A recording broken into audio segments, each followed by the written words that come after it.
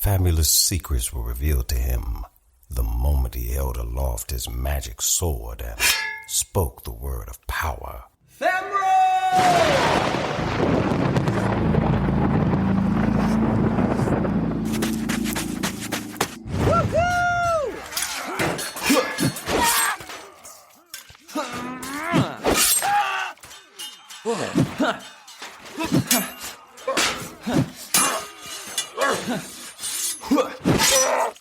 Here I am, saving the day and kicking butt every way. Turn, toil and yearn. What once was cold, now let it burn. Damn it, Jenna. One more of those and the royal city won't be worth saving. Well, I don't see you doing much of anything. Leslie? For the 100th time. My name is Kravex. If you fought half as much as you talked, Kravex,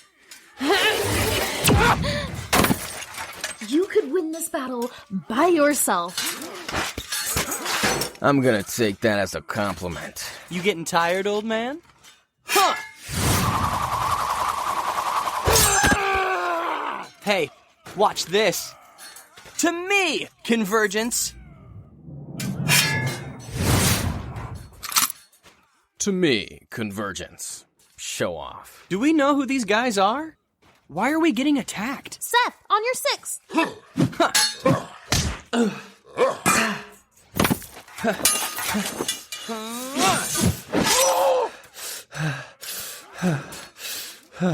Wow.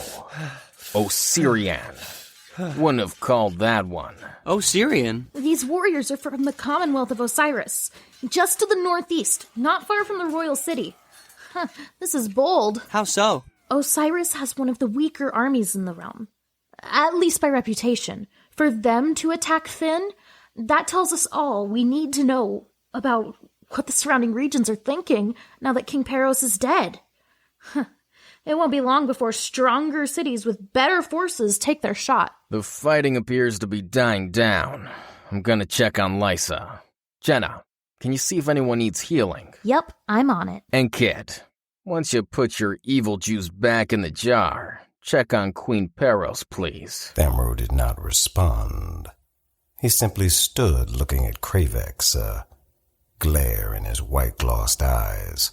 Jenna noticed it as well and looked nervously at Kravex. Kid, you okay? Thamro answered him nothing. He simply stood there looking angrily towards the fallen warriors from Osiris. Kravex tapped him lightly on the shoulder. Thamro finally snapped out of whatever was distracting him. Oh, hey man. I'm sorry. I was distracted. Did you say something? Yeah. I said for you to put the evil juice back in the bottle, Kid. This is the longest I've seen you go with that blood magic bubbling in you since we fought Boro Kane. Let's put it back in your sword now, okay? Is the battle over? Looks that way, Seth. I think we got 'em all. Maybe I should check the front lines just to be sure, you know? Before I power down. We are the front lines, Kid. Let's power down now, okay? Hesitantly, almost reluctantly, one might suggest, Thamro held Convergence aloft and spoke the trigger word that would relinquish power from his body and return it to his sword. Ugh. Thamro! Kravex and Jenna exchanged exhales and worried glances. They were quietly relieved once the blood magic was back inside of Convergence, but only briefly. Moments later, Thamro collapsed and fell to the floor. That memory may end there, but our story begins here.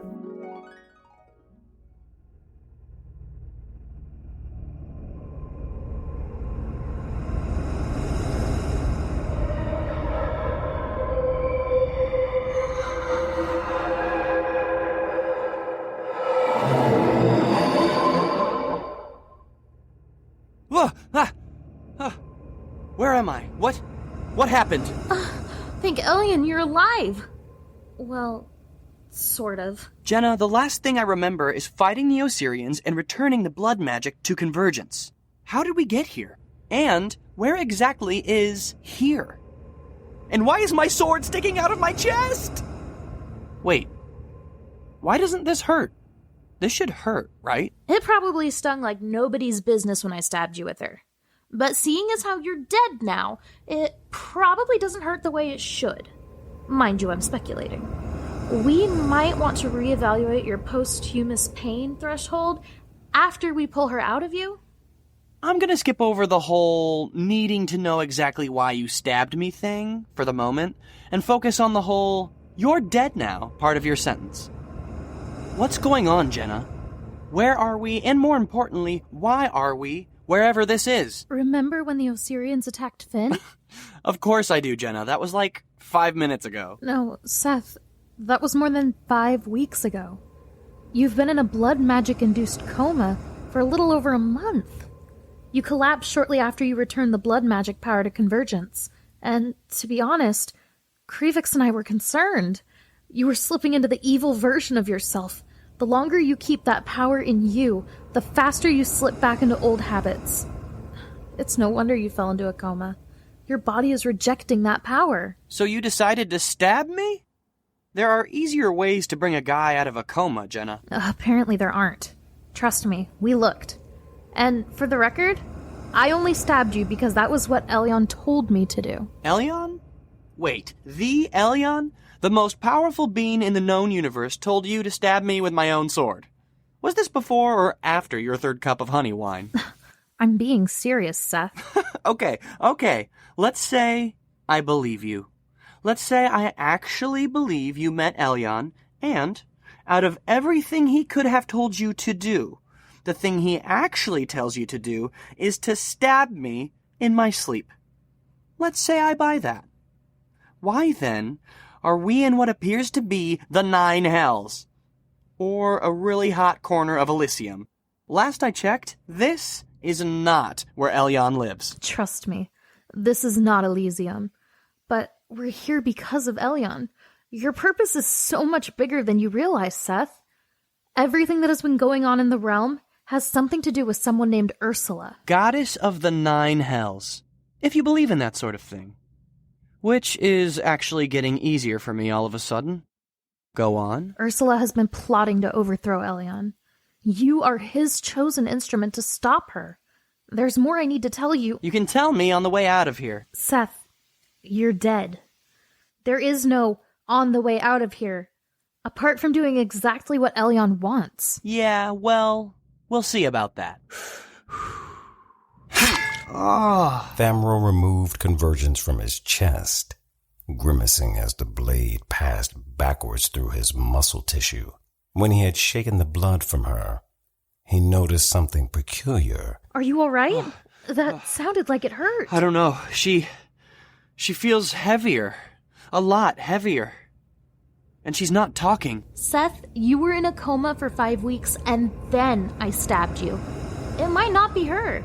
And seriously, there's a lot more I need to tell you. And you will. I just need you to tell it to me as we move towards the exit. Seth, you don't understand. Elion said... Jenna, I don't know if you've noticed, but we're in the 9 hells. I don't see Elion. I see fire and brimstone. In my head, I was fighting the Osirians just 5 short minutes ago, and now you've just told me that I was in a coma for 5 weeks. I need answers. And I don't plan to get them standing around in a furnace, okay? Okay, smart guy. Go ahead. Oh, don't be that way. I'll listen to you, I promise. I just want to get out of here. You may be used to being around dead stuff as a necro, but this isn't exactly my thing. No, please, by all means. Show me the exit door from the 9 hells. I'll wait. I'll make my own exit if I have to. You might want to stand back. I don't want you getting struck by lightning when I transform, okay? Uh-huh. Fabulous secrets were revealed to him the moment he held aloft his magic sword and spoke Well. What have we here? Is this the necromancer? Before Thamro could transform, he saw a creature that could only be described as part woman and part demon. Her name was Sindel. She was what hell referred to as a succubus, a pleasure demon, generally used to influence men and women into sins of a sexual nature. She stood 5 feet 11 inches tall, had long red hair which twisted into horns on either side of her head. She had large red bat-like wings protruding from her back. Her legs were covered in thick brown fur, and she had hooves like a goat. She carried a crimson trident, and she wore dark gray plate mail armor.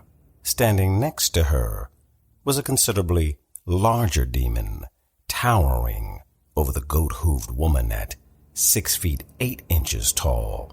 His name was Baal Khan. His skin was chocolate brown. He had horns like a ram, large leathery wings, sharp fangs, and piercing golden eyes. In his sizable hands he carried a large red sickle that boasted an iron morning star coiled like a snake around its handle. Thamro swallowed hard before glancing over at Jenna. Red robes, magical staff, ugly. Yep, that's Genikis. Ugly? Really? Have you seen a mirror? Who's the other one, though? We were only told to collect the necromancer. Who's this one with her? Who knows? New souls enter the mouth every day. Many of them scatter all over the Nine, and wander aimlessly for weeks before an overseer claims them. We'll add him to the caravan and ask Orion if he has any real importance when we return to the torso. What matters is that we got to Genikis before Ursula found her. We might even get more shalom for bringing an extra soul to Orion, as opposed to just the one he requested. True. Bind her with silver. A Necro's powers are always stronger in the Nine than in the realm of the living. Unless you're headed to the exit, we're not going anywhere with you. Excuse me? I like this one. He's small, but fearless. We should consider making him a collector after we break him. Let's see how small you think I am after you collect this butt-whooping. Fabulous secrets were revealed to him the moment he held aloft his magic sword and spoke the word of power. Thamro!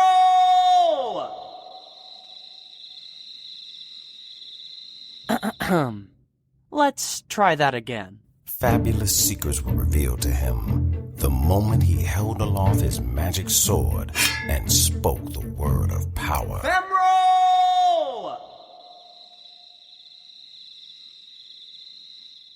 Jenna, my powers aren't working. I told you I had more to tell you, but did you listen? No. You might want to stand back, Jenna. I wouldn't want you to get struck by lightning. Let me see that toothpick of yours, kid.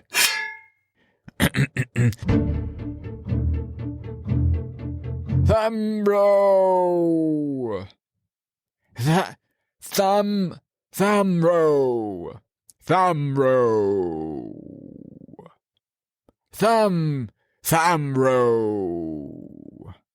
Thamro!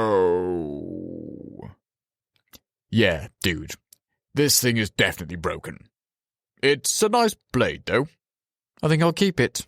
Jenna and Thamro were shackled in iron and silver chains before being added to a large caravan of collected souls.